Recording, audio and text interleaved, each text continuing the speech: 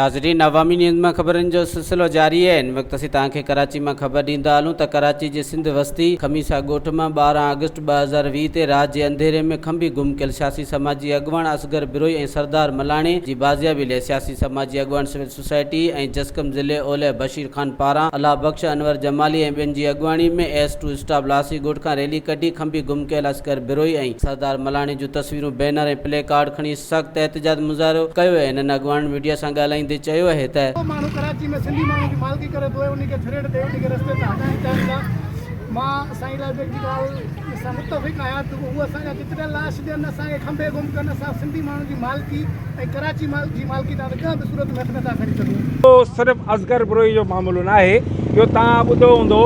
त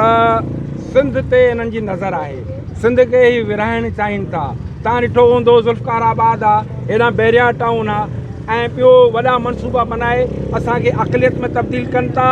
ऐं असांजा उन्हनि तव्हां ॿुधायो हूंदो त माना अहिड़नि माण्हुनि खे खंबे ग़ाइबु कयो हूंदो जेके रेज़िस्ट कंदा, जेके सिंध जे लाइ मैदान अमल में हूंदा। सो तव्हां ॾिसो पिया असगर बिरोई आहे, मलाणो आहे, ॿिया असांजा कई क़ौमी कारकुन सिर्फ़ु इन करे कया पिया वञनि त हिननि जी नज़र असांजे सिंध ते आहे, सिंध जी दिलि कराची ते आहे ऐं हिन पोर्ट ते आहे।